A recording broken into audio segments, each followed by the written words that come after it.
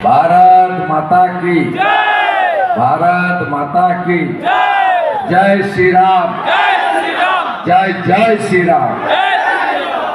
समवेत राष्ट्रवादी देशप्रेमिक गणदेवता जनता जनार्दन बरानगर एलाकार सुनागरिक बृंद प्रवीण नागरिकगण के आमी अंतर थेके प्रणाम जानाई। आमार शक्ति स्वरूपा मातृशक्ति मा दीदी बोन तादेरके अंतर थेके श्रद्धा निवेदन करी। आमार सतीर्थ एवं अनुजोदेर शुभेच्छा भालोबासा जानाई। आमादेर मीडियार बंधुरा तारा आमादेर एई उपनिर्वाचन तथा लोकसभा निर्वाचनेर समावेश गोटा पश्चिमबंगे पहुंचे दिच्छेन तादेर सकलके आमार अंतर थेके धन्यवाद। आमरा जार समर्थने एसेछि तिनि इतिमध्ये गत 2 मास धरे आपनादेर एलाकाय बाड़ीते बाड़ीते पहुंचे गेছেন। तार इच्छा शक्ति तार लक्ष्य अविचल थेके अर्जुनेर लक्ष्य भेदेर मतो এই আসন থেকে তোলামুলকে পরাস্ত করে ভোট কাটা পার্টি সিপিএম के নোটার নিচে রেখে আসনটি জেতার লক্ষ্যে তিনি কাজ করছেন। প্রিয় সজল ঘোষ আমাদের এই রাজ্যের অত্যন্ত বলিষ্ঠ প্রতিবাদী কণ্ঠস্বর। আমাদের মধ্যে যিনি একাধিকবার মমতা পুলিশের দ্বারা আক্রান্ত সন্ময় বন্দ্যোপাধ্যায় আছেন, তাকে শ্রদ্ধা জানান। রাজ্যের সম্পাদক আমার সতীর্থ বিধায়ক শিক্ষাবিদ ডক্টর শঙ্কর ঘোষ আছেন। আমাদের মধ্যে আরেক প্রতিবাদী বিনা শর্তে ভারতীয় জনতা পার্টিতে এসেছেন, নিষ্ঠার সঙ্গে কাজ করছেন, আইনজীবী কৌস্তব বাগচি। উপবিষ্ট দমদম লোকসভার কো কনভেনার কৌশিক ভাই, উপবিষ্ট মন্ডল 1-এর সভানেত্রী শ্রীমতী মলি রায়, মন্ডল 2-এর সভাপতি সুরজিৎ দাস, মন্ডল 3-এর সভাপতি প্রশান্ত রায় সহ সম্মানিত মঞ্চ। আপনারা জানেন যে আমাদের বরানগরেও লোকসভা নির্বাচনের সাথে উপনির্বাচন হচ্ছে। উপনির্বাচনের কারণও আপনাদের জানা হয়ে গেছে। সম্মানীয় তাপস রায় বিসি ভাইপোর এই কোম্পানিকে টাটা বাই বাই করে বলেছেন এই রকম একটা প্রাইভেট লিমিটেড কোম্পানি যেখানে বাক স্বাধীনতা নেই, আভ্যন্তরীণ গণতন্ত্র নেই, পরিবারবাদ, দুর্নীতি আর আপনার তোষণের রাজনীতি যেখানে চলে, আমি থাকবো না।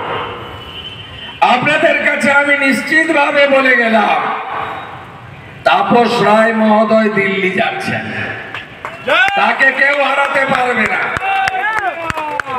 অনেক ভোটে জিতবে। আর আপনারা সিল্লাকে তো দেবেনই, কেন দেবেন তার পক্ষে 5 মিনিট বলে কেন বিধানসভার ভিতরে সজল ঘোষকে আমার চাই, আমি সেই জন্য কিছু কথা আপনাদের বলবো। আরেকটি সমাজ এটি আমার পঞ্চম কর্মসূচি।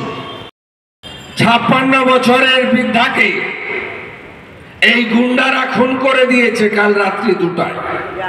রথিবালা আড়ি, শিডিউল কাস্ট পরিবারের মা। সেখানেও লড়াই করতে হয়েছে আমাকে। 7 জন বিজেপি কর্মী রক্তাক্ত। তারপরে আপনাদের এসেছি আরো একটু সময় যাব। প্রথমত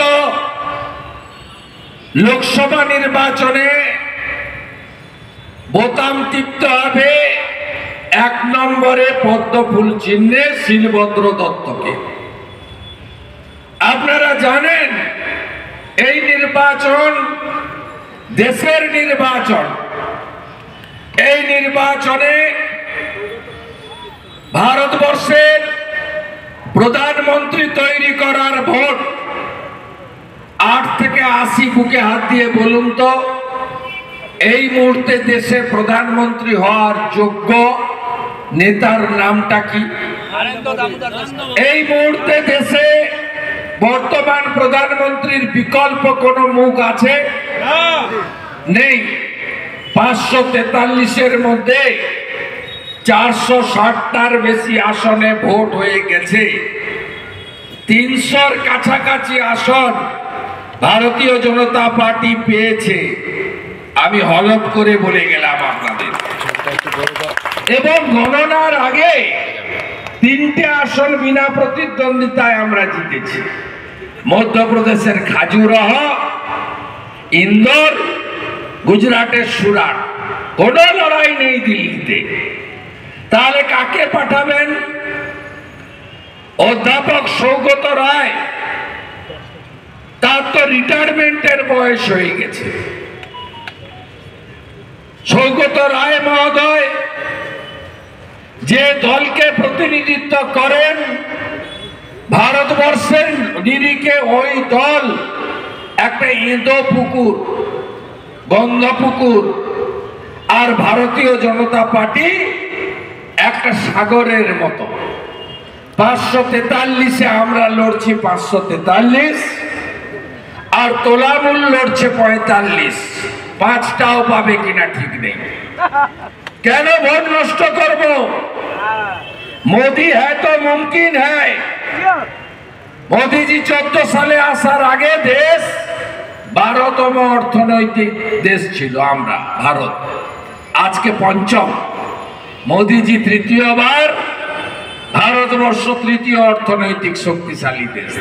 3rd ইকোনমিক্যালি স্ট্রং কান্ট্রি হিসেবে ভারতবর্ষ সামনে আসবে। মোদিজি কি দিয়েছেন আমাদের? মোদিজি G20-র চেয়ারম্যানশিপ করেছেন। মোদিজি কি দিয়েছেন আমাদের? মোদিজি ট্রিপল তালাক খতম করেছেন। সংখ্যালঘু মুসলিম মহিলাদের চোখের জল মুছিয়েছেন।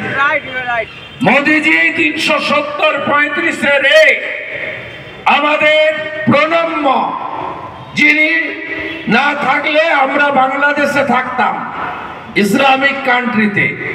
তার নাম হলো ভারত কেশরী ডক্টর শ্যামা প্রসাদ মুখার্জি। তিনি বলতেন এক দেশ এক বিধান এক নিশান এক প্রধান, মানে একটা দেশে একজন প্রধান, একটাই আইন, একটাই পতাকা।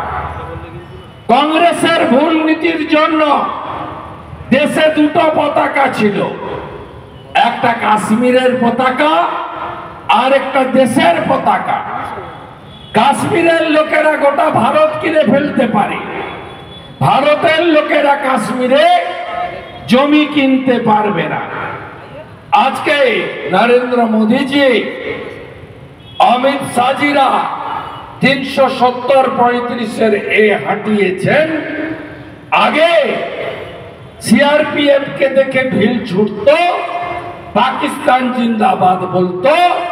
এখন সিআরপিএফ কে দেখে ফুল ছুড়ে আর ভারত মাতা কি জয় বলে।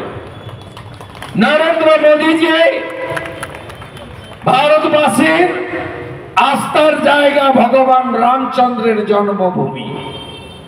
এই সিপিএম এর নাস্তিকগুলো যারা ধর্ম মানে না, আর এই তোলামূল যারা সেকুলারিজমের নামে সনাতনীদেরকে আক্রমণ করাটাই যার একমাত্র কাজ, এর মুখ্যমন্ত্রী রামনবমী দিবসকে বলে দাঙ্গা ডে।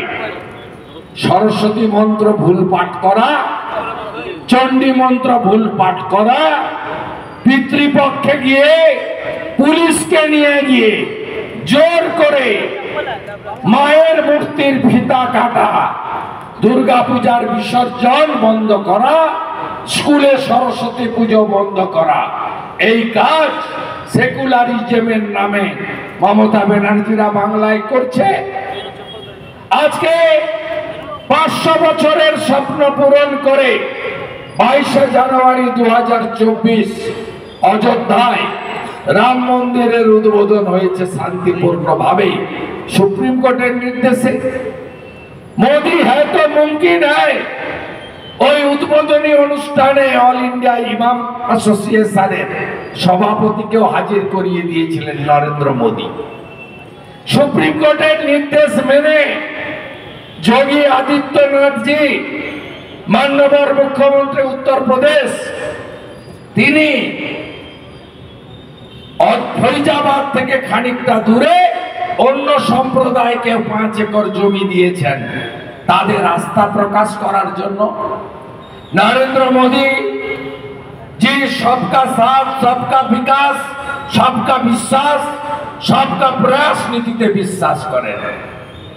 কোভিডের মতো মহামারী আপনি যদি অতীত ইতিহাস দেখেন, Spanish flu, malaria, rabies, cholera, যত মারাত্মক বৈশ্বিক মহামারী হয়েছে তার ভ্যাকসিন বেরিয়েছে 12-13 বছর পরে।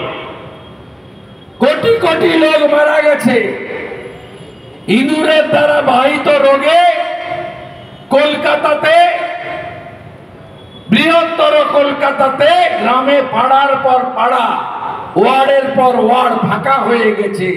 আপনারা জানেন প্লেগে ভগিনী নিবেদিতা, মার্গারেট এলিজাবেথ, তার সেবার কথা ইতিহাসে আমরা পড়েছি এই মহামারীর সময়। আপনি বলেন 11 মাসে কাটার জন্য দাঁড়িয়েছে। সিপিএম এর চরিত্র শুনবেন নন্দীগ্রামে কি করেছিল 21-এ মমতাকে জেতানোর জন্য। আমি যখন ফাইট করছি তৃণমূল ছেড়ে, মন্ত্রিত্ব ছেড়ে পিসি ভাইপোকে উৎখাত করার জন্য, তখন সিপিআইএম মীনাক্ষী মুখার্জিকে পাঠিয়েছিল আমাকে হারিয়ে মমতাকে জেতানোর জন্য। আমি যখন 2014 সালে দাঁড়িয়েছিলাম লোকসভাতে, আমার বিরুদ্ধে সিপিএম এর প্রার্থী ছিল ইব্রাহিম আলী। আমি যখন 2016 বিধানসভায় দাঁড়িয়েছি, আমার বিরুদ্ধে বামফ্রন্টের প্রার্থী ছিল কবির মোহাম্মদ। আর 21-এ সনাতন রাষ্ট্রবাদীদের ভোট যাতে ভাগ হয়, সংখ্যালঘু মুসলমান ভোট যাতে 100-তে 100 মমতা পায়, 65,000 ভোট ছিল, সেই জন্য সিপিএম মীনাক্ষীকে দাঁড় করিয়ে 6,200 ভোট কেটেছে। এখানেও যাদবপুর থেকে ডক্টর সুজন চক্রবর্তী এসেছেন তৃণমূলকে জেতানোর জন্য, ভোট কাটার জন্য, জেতার জন্য নয়। এই পার্টিটা সাইন মোর হয়ে গেছে। 2011-তে বিরোধী দলনেতার নাম কি? ডাক্তার সূর্যকান্ত মিশ্র, সিপিএম। আজকে বিজেপির যা সংখ্যা বিধানসভায়, সেদিন সিপিএম এর তাই সংখ্যা ছিল 70-75। একটা লড়াই দিয়েছে 5 বছর, 11 থেকে 16। বিমান বাবু গিয়ে ফিসফ্রাই খেয়ে এসছেন নবান্নতে। অপোজিশন লিডার দেখেছেন, আমি আমার কথা বলবো না। আপনারা 3টে অপোজিশন লিডার দেখেছেন, 11 সিপিএম, 16 কংগ্রেস, 21-এর বিজেপি। আপনি ঠিক করুন কোন অপোজিশন লিডার নো সেটিং অপোজিশন হিসাবে এদের প্রত্যেকটা দুর্নীতি সামনে এনেছি আমরা। বিধানসভায় এত সংখ্যাগরিষ্ঠতা, ঢুকতে ভয় পায় মমতা ব্যানার্জি। একদিন চোর চোর বলছিল, আমরা সেদিন অমিত শাহজির সভা করছি 29 নভেম্বর 2023। ভেবেছে আজকে শুভেন্দুরা নেই, ফাঁকা মাঠ, কালো জামা কাপড় পরে, থালা বাটি ঘন্টা নিয়ে, একদিকে চন্দ্রিমা আরেকদিকে শশী পাজা থালা বাজাচ্ছে নির্লজ্জের মতো। মোদি চোর, অমিত শাহ চোর। আমি এয়ারপোর্টে অমিতজিকে নামিয়েছি, আর আমি ইউটিউবে দেখলাম মমতা ব্যানার্জি ওখানে ঘন্টা বাজাচ্ছে। গাড়িটা ঘুরিয়ে নিয়ে পৌঁছালাম। পৌঁছে চোখের সামনে বলেছি, চোর চোর চোর, মমতা চোর। এই লড়াই আমরা করেছি, সিপিএম করতে পারেনি। যত দুর্নীতি বেরোচ্ছে, রিক্রুটমেন্ট স্ক্যাম, কোল স্ক্যাম, গরু পাচার, রেশন কেলেঙ্কারি, সব তো ওই সময়কার। কি করছিলেন অপোজিশন লিডার অব অপোজিশন? আজকে বিজেপি এই জায়গাটা দাঁড়িয়ে বিধানসভার ভিতরে নবান্ন অভিযান, রাস্তায় লড়াই, জুডিশিয়ারিতে গিয়ে লড়াই, মানবাধিকার কমিশন, জাতীয় এসসি কমিশন, মহিলা কমিশন, আমরা সর্বাত্মকভাবে এই ভ্রষ্টাচারী, পরিবারবাদী, তুষ্টিকরণের সরকারের বিরুদ্ধে লড়াই করছি। আপনার সামনে দুটো অপশন। একটা হচ্ছে চোরেদের পক্ষে থাকবেন, তো আপনারা চোরেদের হারানোর জন্য পদ্ম ফুলে ভোট দেবেন। আর চোরেদের পক্ষে যদি থাকেন, তাহলে ওই ছিন্নমূলের জোড়া ফুলে ভোট দেবেন। জনগণকে এটা সিদ্ধান্ত নিতে হবে। এবারে আসি, কেন সজল ঘোষকে বিধানসভায় চাই? আমাকেও আমার পার্টি বলেছিল আপনি লোকসভায় ইন্টারেস্টেড নাকি। আমি বললাম আমি তো দুবারই বলেছিলাম, 9, 14 দুবার। আমি দিল্লি থেকে চলে এসেছি কলকাতা, আমি মন্ত্রিত্ব ছেড়েছি, এমএলএ সিট ছেড়েছি, আমি সাধারণ নাগরিক হয়েছি আগে। তারপরে অমিত শাহের হাত ধরে আমি পদ্ম ফুলের পতাকা নিয়েছি। ডানকুনির বিস্কুট তৈরির কারখানা বন্ধ হয়েছে, ডাবর চলে গেছে মধ্যপ্রদেশে। এই রাজ্যে কোনো শিল্প নেই, চাকরি নেই। গঙ্গার এপার আর এপার উনি অ্যান্সিলিয়ারি ডক্টর বিধান রায় যা করে গেছিল, সব তালা চাবি লাগাচ্ছেন ইনি। ভাতা, ভিক্ষা, ভর্তুকি। মোদিজি বলছেন লোকাল ফর ভোকাল, মোদিজি বলছেন স্বনির্ভর ভারত, স্টার্ট আপ ইন্ডিয়া, আর ইনি বলছেন পরনির্ভর বাংলা। ক্র্যাচ নিয়ে হাঁটো, মাসে 1000 টাকা নাও, লটারির দোকানে দিয়ে আসো, আর সর্বনাশ। 23 সালে মাধ্যমিকে রেজিস্ট্রেশন করার পরে 4 লক্ষ ছাত্রছাত্রী পরীক্ষায় বসেনি। বাবা মারা বলে দিয়েছে পড়ে ভাই কি হবে, চাকরি তো পাবি না। 2 লক্ষ উচ্চ মাধ্যমিকে তাই হয়েছে। আপনি ভাবতে পারেন এই একটা অর্ধ উন্মাদ নিম্ন মেধার কাটালি গালের নালা থেকে উঠে আসা মুখ্যমন্ত্রী, তার ভাষা শুনেছেন? কি ভাষায় কথা বলে? যে ভাষা মুখে আনা যাবে না। আকাশে মেঘ হয়েছে, স্কুল ছুটি, পাঠ্যতা ছুটি দিয়ে দেন। ঝড় আসছে, একটু রোদ উঠেছে 41 ডিগ্রি সেলসিয়াস, পাঠ্যতা 1.5 মাস ছুটি দিয়ে দেন। গরম পড়েছে, আরে আপনার ভাইপো ভাইজি তার নাতি পুতিরা সব লরেটোতে যায়, আপনার বাড়ির লোকেরা আমেরিকাতে যায় চোখ দেখাতে, হপকিন্স হসপিটালে। আমার মধ্যবিত্ত, নিম্নবিত্ত, দরিদ্র, শ্রমিক, কৃষকের লোকেরা, বাড়ির লোকেরা সরকারি স্কুলে নির্ভর করে। 8 মাস স্কুল বন্ধ রাখে 12 মাসে। কেন জানেন? মিড ডে মিলের চাল চুরি করার জন্য। এত নিম্নমানের চোর বিগত দিনে কোনোদিন দেখিনি। আর ভাইপো আসার পরে এটাকে ইনস্টিটিউশনাল করাপশনে পরিণত করেছেন। সরকারি কর্মচারী, পুলিশ কর্মী, পেনশনার, শিক্ষক, শিক্ষাকর্মী দিয়ে চাইতে বলে ঘেউ করছে। আর 11-র আগে বলেছিল দিয়ে আপনার অধিকার। পুলিশের রেশন বন্ধ করেছে, ইউনিয়ন করার অধিকার কেড়ে নিয়েছে। নিচের তলা আমাদের সাথে আছে, পোস্টাল ব্যালট তুললে দেখবেন হরিবোল হয়ে গেছে সব পদ। কিছু আইসি, কিছু সিপিএসপিরা এই জিনিস করে, কারণ ওরা বিরাট মাল কামাচ্ছে। 75 পাঠিয়ে দেয়, 25 রেখে দেয়। সর্বনাশ সব জায়গায় করেছে। আপনি বলবেন, আপনি জানেন, ভোট দেওয়ার আগে ভাববেন না 21,000 নতুন মদের দোকান দিয়েছে। আর কি করেছে উল্টে জানেন? 8,200 স্কুল বন্ধ করেছে। 8,200 স্কুল। আমি বিধানসভায় বলতে উঠলে পালায়। আমি ডাটা ধরে ধরে এই মুখ্যমন্ত্রীর কেলেঙ্কারি মানুষের সামনে আনি। আমি 3টে ডাটা দেব, মিলিয়ে নেন। পরিযায়ী শ্রমিক 11তে ছিল 5 লাখ, এখন হয়েছে 55 লাখ। নথিভুক্ত বেকার 11তে ছিল 1 কোটি, এখন হয়েছে 2 কোটি।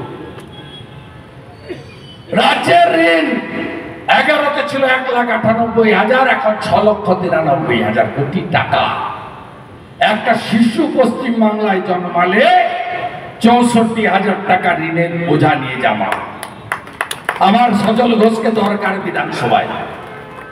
আমি অপোজিশন লিডার, তো লড়াইটা দেখেন তো। 22 সালে 5 মাস বার করে রেখেছে সাসপেন্ড, 23 সালে 2 বার, 24-এও বাজেট অধিবেশনে বলে বাইরে থাকো। আমার কোনো অসুবিধা নেই, আমি সিঁড়িতে বসে থাকি, ভিতরে তো লাইভ হয় না, বাইরে লাইভ করি, আপনারা সবাই দেখেন। মমতা চোর, মমতা চোর, মমতা চোর, মমতা চোর। আমার কোনো সমস্যা নেই। আমি বিধানসভায়, আমার অনেক সাথী দিল্লি চলে যাচ্ছে। মনোজ টিগ্গা দিল্লি চলে যাচ্ছে, জিতে গেছে আলিপুরদুয়ার। অগ্নিমিত্রা পাল দিল্লি যাচ্ছে, অনেক সাথীরা দিল্লি যাচ্ছে এমপি হয়ে। আমার তাজা লড়াকু সাথী দরকার, যে ছাত্র রাজনীতির সময় থেকে আপসহীন যোদ্ধা হিসেবে লড়াই করেছে, বিধানসভার ভিতরে একদিন জেল কাটিয়েছে। জানেন আপনারা, বিধানসভায় প্রয়াত সম্মানীয় হাসিম আব্দুল হালিম এই সজল ঘোষকে একদিন আটকে রেখেছিল ছাত্র নেতা হিসেবে। 3 দিন ছাত্র নেতা হিসেবে কালো পতাকা দেখিয়ে এসেছিল ভিতরে ঢুকে বুদ্ধবাবুকে। সজল ঘোষকে আমার সাথে দেবেন তো? দেবেন তো? দেবেন তো? আপনাদের সকলকে আমি কৃতজ্ঞতা জানাই।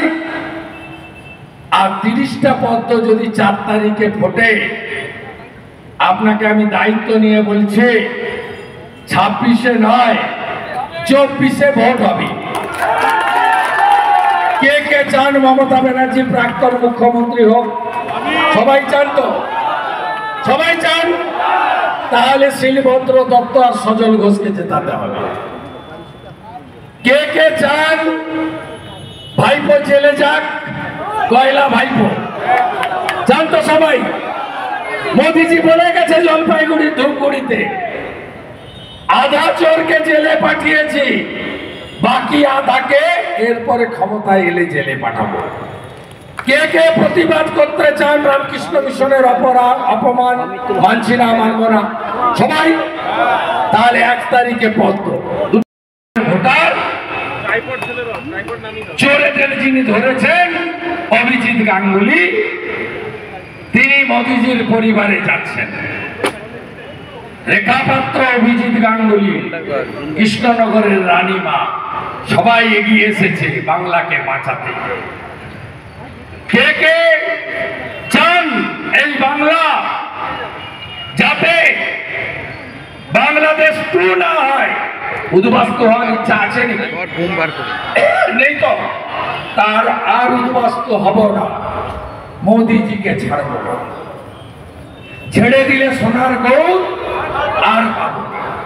সব ভোট পদ্ম চিহ্নে দেবেন এবং চোরামূল তৃণমূল যার দুটো গুণ হামলার মামলা তাদের হারাবেন। সবাই ভালো থাকবেন। ভারত সেবাশ্রম সংঘ কি, রামকৃষ্ণ মহন্ত মিশন কি, ইস্কন কি, স্বামী বিবেকানন্দ কি, স্বামী প্রণবানন্দ মহারাজ কি, শ্রীলা প্রভুপাদ কি। সবাই ভালো থাকবেন। জয় শ্রীরাম।